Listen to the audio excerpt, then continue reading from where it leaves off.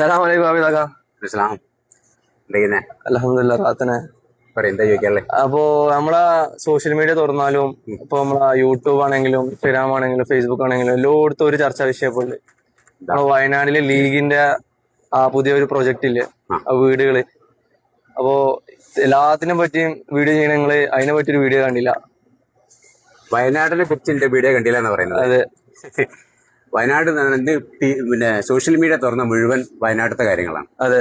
ആ വീഡിയോ ചെയ്യുന്നതും അതിനെ കുറിച്ച് അഭിപ്രായം പറയുന്നതൊന്നും ലീഗരല്ല. പൊതുജനങ്ങള്, അതായത് വിശാല മനസ്സുള്ള ബ്ലോഗർമാര്, അതുപോലെ തന്നെ പല മേഖലയിൽ നിൽക്കുന്നത്.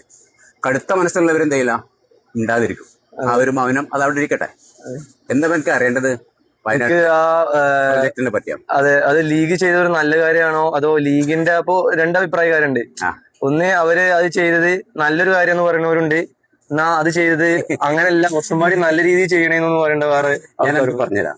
ഇപ്പൊ രാഷ്ട്രീയം അറിയില്ലല്ലോ? ഇല്ല, രാഷ്ട്രീയപരമായിട്ട് ജനറേഷനാണ്.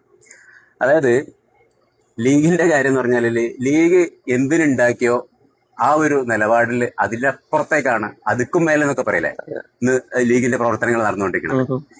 ലീഗിന്റെ നേതാക്കന്മാരോ ലീഗിന്റെ മുൻനിരയിൽ നിൽക്കുന്നവരാരും ഇതിനെ വലിയ സംഭവമായിട്ട് കാണുന്നില്ല. കാരണം ലീഗിനെ സംബന്ധിച്ചിടത്തോളം ഇതൊരു സംഭവമല്ല.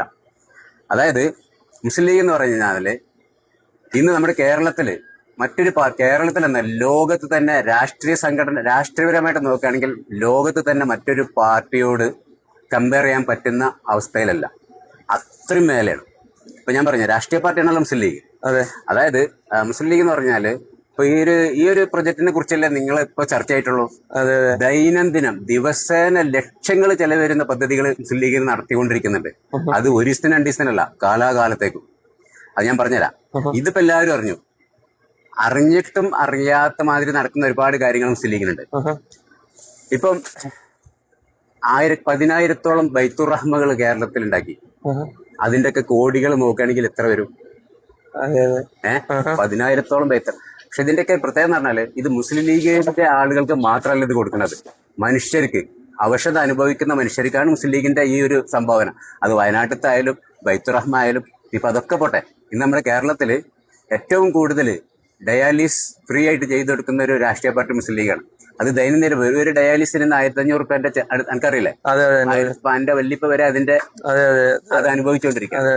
1,500 വരുന്ന ആ ഡയാലിസ് ഫ്രീ ആയിട്ട് എത്രയോ സെന്ററുകളിൽ, നമ്മുടെ കുണ്ടോട്ടിയിലെ ഡയാലിസ് സെന്ററിൽ മാത്രം 253 ആളുകളെ ഡയാലിസ് ചെയ്യുന്നുണ്ട്.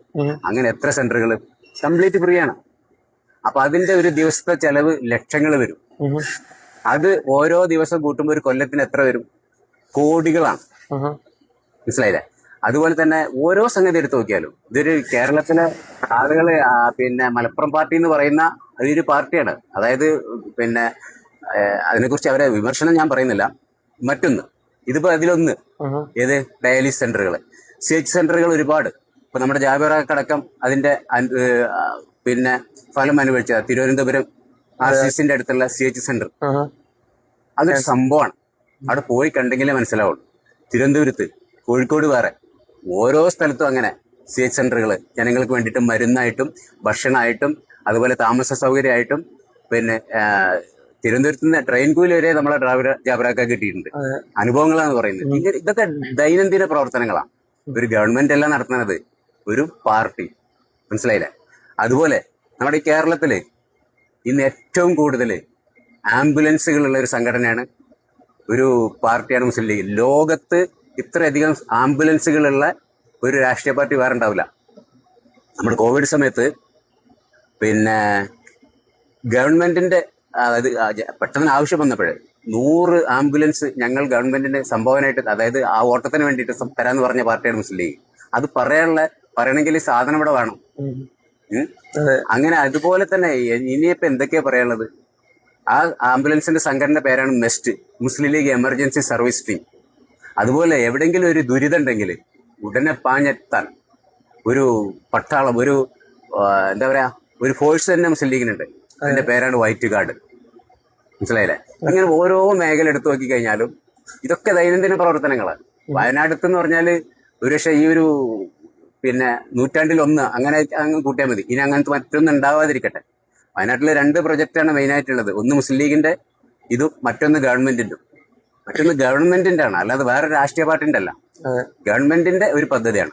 ആ ഗവൺമെന്റിലേക്ക് നമ്മളെ ഗൾഫിൽ നിന്ന് പലരും സംഭാവന കൊടുത്തുകൊണ്ടാണ് ആ ഗവൺമെന്റ് മുഖ്യമന്ത്രിയുടെ ദുരിതാശ്വാസ നിധി അതൊരു ഗവൺമെന്റ് പ്രൊജക്റ്റാണ്. അത് ഗവൺമെന്റ് അടുത്ത മാസം മാറിക്കഴിഞ്ഞാൽ ആ മാറുന്ന ഗവൺമെന്റ് ആരാണ് അവരാണ് അതിന്റെ പിന്നെ ചുമതല മേൽനോട്ടം വഹിക്കുന്നത്. ഇങ്ങനെ ഓരോ സംഗതികളും. പക്ഷെ ഇതെന്ന് പറഞ്ഞാല് കാലാകാലം മുസ്ലിം ലീഗിന്റെ ഇതിന്റെ ചുമതല വഹിക്കണം. ഗവൺമെന്റിന്റെ തന്നെ ഗവൺമെന്റ് മാറി വരുമ്പോ അവരൊക്കെ മാറ്റും. മുസ്ലിം ലീഗിന്റെ എന്നും മുസ്ലിം ലീഗിന്റെ ചുമതല വഹിക്കുന്നുണ്ട്. എവിടെ ഒരു പാകപ്പിഴ വന്നിട്ടില്ല. ഇന്ന് ലോകത്ത് മുഴുവൻ ഉള്ള ഒരു പാർട്ടി, ഒരു പിന്നെ സാംസ്കാരിക പാർട്ടി KMCC അറിയില്ലേ? KMCC അറിയാത്തവരാരുണ്ടാവും. ഇന്ന് ലോകത്ത് എവിടെ ഒരു മനുഷ്യനൊരു ആവശ്യമുണ്ടോ, ആദ്യം സൗദിയിലോ ദുബായിലോ എന്നൊക്കെ പറയുന്നു, ഇന്ന് വേൾഡ് ആണ് KMCC ഉണ്ട്. അത് ഈ മുസ്ലിം ലീഗിന്റെ പോഷക സംഘടനയാണ്. ഇതെന്തൊക്കെ എനിക്ക് മുസ്ലിം ലീഗിനെ പറ്റി അറിയേണ്ടത്? ഇതൊക്കെ ജനങ്ങൾക്ക് അറിയാം. നിങ്ങൾ പുതിയ വരുന്ന തലമുറ ഈ ഒരു എന്താ പറയാ, പലർക്കും അറിയില്ലെങ്കിലും ഒരുപാട് തലമുറ ഇതിനെ കുറിച്ച് പഠിക്കുന്നവര് പുതിയപ്പോ മുസ്ലിം ലീഗിന്റെ പിന്നെ വിദ്യാർത്ഥി സംഘടന MSF ഒരുപാട് ആളുകൾ ഇപ്പൊ അതിലേക്ക് വരുന്നുണ്ട്, കുട്ടികള്. കാരണം പഠിക്കാനുള്ള സംവിധാനം ഇന്ന് സ്വന്തം കയ്യിലുണ്ട്. അപ്പൊ ഇജ്ജ് പോയിട്ട് റൂമിൽ പോയിട്ട് മൊബൈൽ ഒന്ന് തുറന്നിട്ട് മുസ്ലിം ലീഗിനെ കുറിച്ച് ഒന്ന് പഠിക്ക്. ഞാൻ ഈ പറഞ്ഞ കാര്യങ്ങളൊക്കെ ഇതിക്ക് മേലെ എനിക്ക് അതിൽ കാണാൻ പറ്റും. ഓക്കെ, അസ്സലാമു അലൈക്കും. ഇനി പറയാനൊന്നും സോഷ്യൽ മീഡിയ പോരെ?